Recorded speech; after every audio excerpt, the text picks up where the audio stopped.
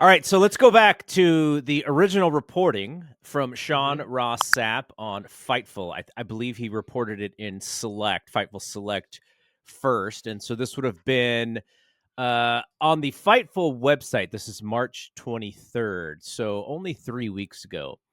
Sean wrote, Fightful Select Sean Ross Sapp, which is interesting because I think he's also the author on this piece. So he quoted himself. Sean Ross Sapp has learned from a number of sources that WWE has had their eye on Jeff Cobb of late. Cobb has been working in New Japan Pro Wrestling after after dropping a match last month. Cobb said, "So where does this leave Jeff Cobb? It seems I can't win when all the marbles are down." And then he went on to say that one source indicated that Cobb actually showed up on WWE's main internal roster. So Mhm. that was very interesting. Um, in the reporting, he didn't actually write WWE on this piece, but I believe in his Fightful Select piece and in the tweet he did say WWE.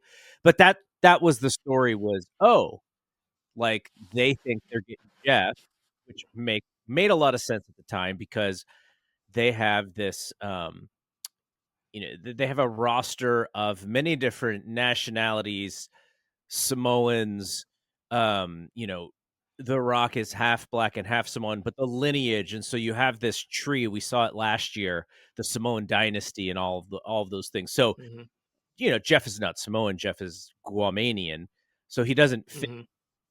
from the nationality standpoint, but from the look perspective, like he fits kind of the role that they are trying to portray in WWE. The Hawaii Island aspect of it too. The link to Hawaii is a big aspect of you can be part of the tribe in that way, where you're all culturally like together in Hawaii, and they're playing that part up pretty big behind in certain circles, as we are finding out right now.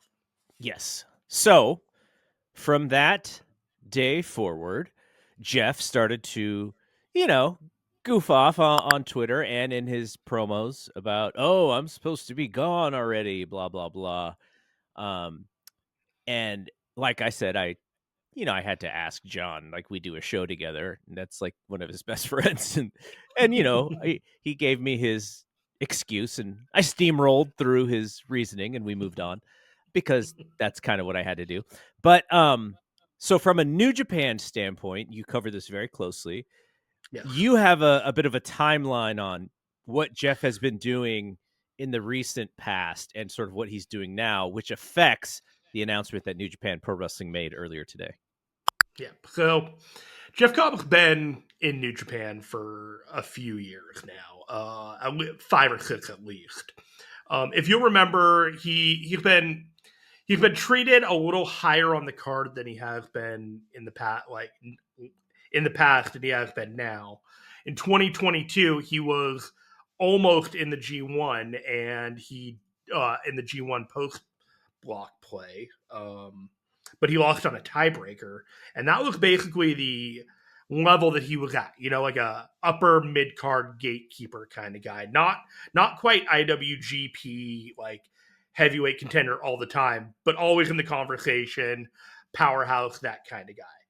Ever since then, he's kind of been relegated to tag team work. He was the tag team champion 2 times with Great Khan in 2024, and then he became the NJPW TV title champion until October or so. His Wrestle Kingdom was a 4-way match with ELP and Ren Narita, and I believe somebody else in there. Don't exactly remember who. Not really relevant.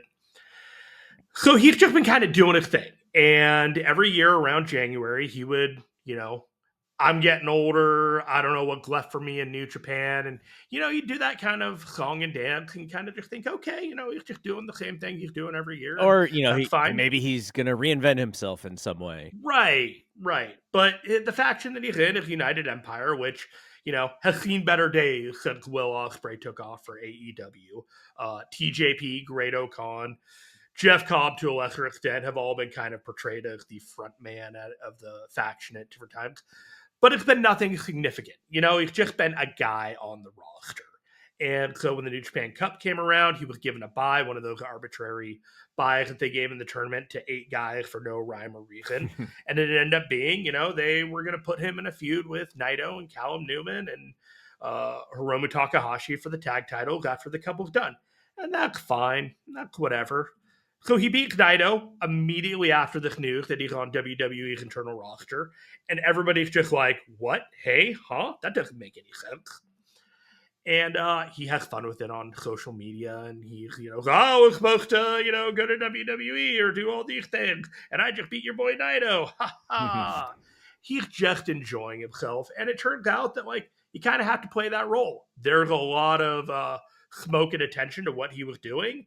And he really had to throw a lot of people off the set. So I'm a little confused as to why New Japan, if there really was some truth to this, why they had booked him to win the tag titles from Naito and Hiromu Takahashi just a week or two ago at Sakura Genesis.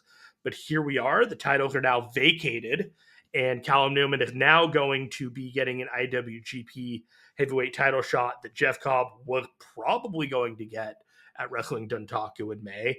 And frankly, good for Jeff. New Japan will be fine. It's a little chaotic, but in a month, we'll all have moved on. Okay, so the timing of this scenario, because Jeff was booked out further than what was announced today.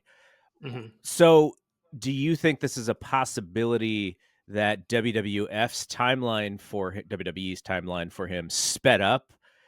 Because if New Japan was under the impression that they were going to have him through May, and now all of a sudden that has changed, is it more so that WWE's timeline is what caused this? Yes and no. So famously, New Japan works on these 1-year contracts, and around January they renegotiate these contracts. What has become clear this year is there's a number of talents that did not renegotiate for that year-long contract and were working as freelancers. Mm-hmm. This appears to be the case of what Jeff Cobb was doing, and there was a trusted business relationship between Jeff Cobb and the higher-ups like Hiroshi Tanahashi and Geto and Yuji Nagata and all those guys up there that are really, the brain trust over there. So what's curious is that, yes, the timeline moved up, but New Japan is not upset with this in any way, shape, or form, because instead of, removing him from the cards or doing anything like that, they're doing a goodbye match between him, Jeff Cobb, and Hiroshi Tanahashi on his final night this Saturday morning before he is, free of all his future obligations, whatever that is. Is that going to be on World? Yes, that is one of the 2 streaming shows that, I'll probably have to try and catch on. That is actually, that's the Friday night show that they're airing during the weekend festivities on World at 7:30 at night on Friday night. It's going to be a primetime show. Oh, wow. For New Japan. And then Jeff Cobb will be free. So basically, our time, midnight on Friday night in Vegas, Jeff Cobb could be on a plane to Las Vegas. Okay, so we'll look into what that could mean. But before we get there, there was a photo posted to Dwayne "The Rock" Johnson's Instagram channel, profile, whatever you want, Instagram page, whatever you want to call it. He was wearing a really badass New Japan baseball jersey tee that I all of a sudden I'm like, man, I really want to get that now. And I unfortunately do not have the right measurements for those shirts, but I admire anyone that can. And he also had a Rubik's Cube, which I was kind of making fun of him for, because I was like, oh, he's aging himself. That is not necessarily the way for, new age influencers to take a photo and project the idea that there's some really next level thinking going on here. I'm surprised. Would a chessboard been better? Well, I was thinking chessboard. You could have done a Sudoku puzzle, or I don't know how you put that What on about screen. Monopoly? Yeah, Monopoly. And so everyone was kind of wondering, okay, what does this mean? What is Rock trying to? What scent is he trying to lead us to, or throw us away from? And everyone was just kind of fantasy booking the Rock's Instagram post. So if we tie this to that post, could this have been the Rock leading us to, oh, somebody's going to join my team at WrestleMania? Could Mhm. be the man himself, Jeff Cobb. So I'm not saying that that is actually going to happen, but that is kind of, I think, what people are thinking based off of trying to put two and two together. Uh, that so if on Saturday he has this match with Tanahashi, Mhm. immediately gets out to come to fly out to Vegas, and we're not saying that's happening. We're saying that that is kind of what we are wondering. He could theoretically make it before the John Cena Cody Rhodes match at WrestleMania on Sunday. And get a nap in. But here's the tricky part, right? It's quite possible Jeff has worked WWE TVs in the past in his younger days. I don't know that to be sure, Mhm. but like he's going to be entering this new domain on their biggest show of the year on a day's rest. Like it's kind of incredible. Theoretically, one of the biggest debuts you could possibly have against two of the biggest stars in the world. Like if you're, it's a big spot to be in. If that's really the spot, like it doesn't get much bigger than that. Now, it could also be for Raw or for SmackDown. Right. We're just Which feels more like kind of what I'm kind of kind tracking. of how they do it generally, right? Like the post Raw Mania, like Jeff Cobb comes out, Cody wants a piece of, the flesh, and then he's the guy that stops Cody from taking out Cena on that post night stuff. That feels more to me than a brand new debut in the main event between two or three guys that have been building this for a while. Yeah, because if okay, so okay, this is now from here on out. This is completely fantasy booking, complete Right. speculation. I'm trying to think of Right. how you would debut him. So let's say The Rock and Travis Scott get involved in this match. Mm-hmm. Steve Austin's going to be there. If Right. you wanted Steve Austin to run off The Rock, that would leave Cody and Cena one on one. And then that's where you could have Jeff Cobb come in. Like The Rock is kind of Mm-hmm. the red herring, and then Jeff Cobb comes from, comes from the crowd or whatever to be the person to help John Cena win. You can do it that way. I don't know if The Rock and Stone Cold would necessarily want to take a backseat to this newcomer.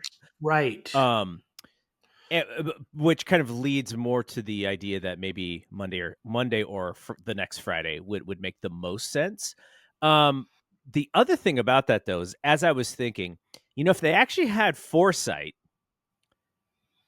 it this it probably just should have been Jacob Fatu, Yes. but because they didn't really have foresight in what they were doing, and from all what we know, like this Cena turn was supposed to happen at WrestleMania, and they just sped it up 2 months, so then they had to kind of redo the thing. But yeah, Mm-hmm. if they had foresight, like you have Jacob Fatu jump in there and pretend that he's going after The Rock and instead turns on Cody. And that's probably more impactful to the current WWE storylines that they're Mm-hmm. doing, and to the idea that Jacob Fatu is like the giant star. And I probably would have preferred that, but also I know Jeff a little bit. Like I've hung out with Jeff. You've dined with I him. like Jeff a lot. He's like a really cool dude. So personally, like putting my bias in there, I'm so happy if this is his role. But again, like no Absolutely. one has told me, no one has told you. This is Laraka all knows, but he's not going to looking tell around. us. So yeah, This is all just looking around. I mean, the way that you talk about it really lines up with what the timeline should have been in New Japan, right? Like, he could have had the tag titles until Dontaku and then naturally drop them. We go to Best of Super Juniors, they're not doing much. Maybe he holds it until Dominion, which is around the 1st of June.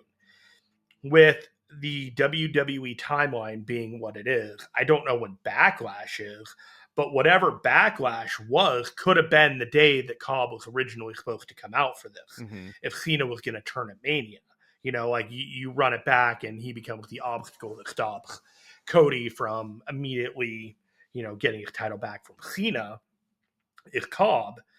But yeah, the timeline moving up for Cena from Elimination Chamber turning from WrestleMania would have pushed up everything else, but you can't really give that away. You can't tell New Japan until the time that, oh, hey, we got to move this up because you're giving away your story game basically to another promotion who can give away the biggest show of the year's main event angle. And yeah, there's plenty of people ready to go out there and give away stories, give away things for clout and stuff.